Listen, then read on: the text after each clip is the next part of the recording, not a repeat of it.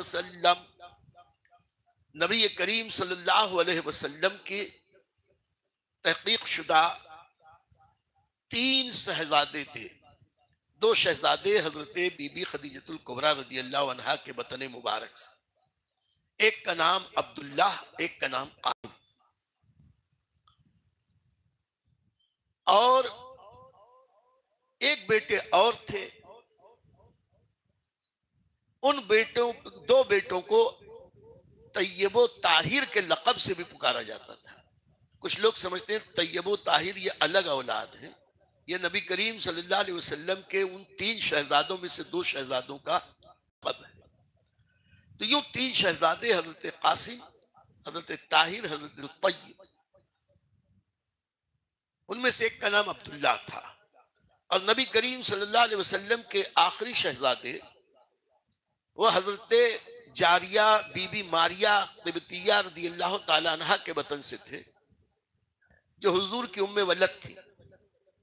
اور مدینہ منورہ میں اخیر عمر میں بی بی خدیجہ کے علاوہ حضور کے ایک ہی شہزادے ہوئے حضرت ابراہیم.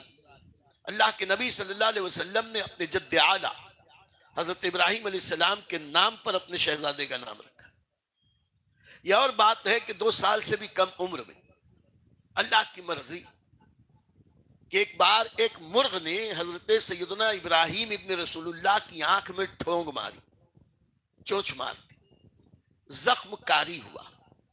اور اسی کرب میں، اسی درد میں، اسی زخم میں حضرت ابراہیم ابن رسول اللہ کا وصال ہو گیا. آقا کریم علیہ الصلوۃ والتسلیم کے گود مبارک میں حضرت ابراہیم ابن رسول اللہ تھے، جسد پاک. سرکار کی چشمان مبارک سے آنسو جاری تھے. ایک صحابی نے عرض کیا رسول اللہ صلی اللہ علیہ وسلم آپ بھی رو رہے ہیں؟ تو فرمایا میں بین نہیں کر رہا، واویلا نہیں کر رہا، یہ فطری آنسو ہیں جو غم کی وجہ سے اللہ تعالیٰ بندوں کی آنکھوں سے نکال دیتا ہے. اشک باری یہ مژگاں پہ روشن درود، اشک باری یہ مژگاں پہ برسے درود. حضور صلی اللہ علیہ وسلم نے ان کی تدفین کا حکم دیا. اور حضرت عبداللہ ابن مزعون رضی اللہ تعالیٰ عنہ کے بالکل قریب ابراہیم ابن رسول اللہ کی قبر منور بنی.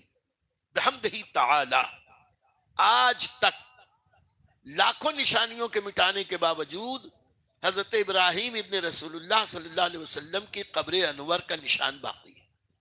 اہل علم جانتے ہیں، جو جانتے ہیں وہ جانتے ہیں. ان کی ایک نبی کریم صلی اللہ علیہ وسلم نے ابراہیم ابن رسول اللہ صلی اللہ علیہ وسلم کے دودھ پلانے کے لیے ایک انصاری خاتون کو مقرر کیا تھا، جو بڑی پاک باز صاف ستھری خاتون تھی. اب دودھ پینے کے عرصے ہی میں ان کا وصال ہو گیا. تو ایک دن وہ نبی کریم صلی اللہ علیہ وسلم کی بارگاہ میں روتی ہوئی حاضر ہوئی. بچے کی بہت یاد آ رہی. واہ رے میرے آقا، واہ رے میرے آقا کی نسبت. نبی کریم صلی اللہ علیہ وسلم نے اس رضائی ماں کی دل بستگی کرتے ہوئے، تسلی دیتے ہوئے کہا کہ بات ایسی ہے کہ تم جس بچے کو دودھ پلاتی تھی بڑا نصیب تھا تمہارا، لیکن وہ دودھ ایام رضاعت ہی میں، دودھ پلانے کے ایام ہی میں دنیا سے چلا گیا. اللہ نے میرے بیٹے ابراہیم کے لیے جنت میں حوروں کا انتظام کیا ہے. جتنے دن باقی ہیں ایام رضاعت کے، فرشتے میرے بیٹے کو دودھ پلائیں گے، یہ حوریں میرے بیٹوں کو دودھ پلائیں گی. تو میں کہتا ہوں کہ جب نبی کے بیٹے جیسا کسی کا بیٹا نہیں، جب نبی کے بیٹے بے مثال ہیں تو نبی کیسے بے مثال ہو.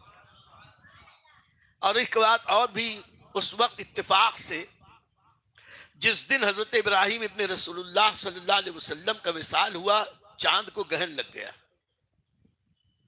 چاند یا سورج کو گہن لگ گیا.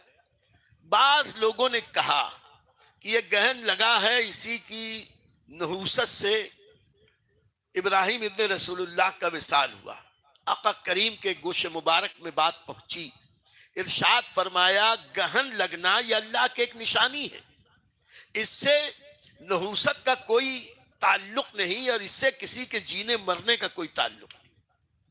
البتہ جب بھی چاند یا سورج کو گہن لگے تمہیں چاہیے کہ تم ذکر و اذکار کی کثرت کرو، نمازیں پڑھو، صدقہ اور خیرات کرو۔ ذکر الہی کرنے کا حکم تو دیا نبی کریم صلی اللہ علیہ وسلم۔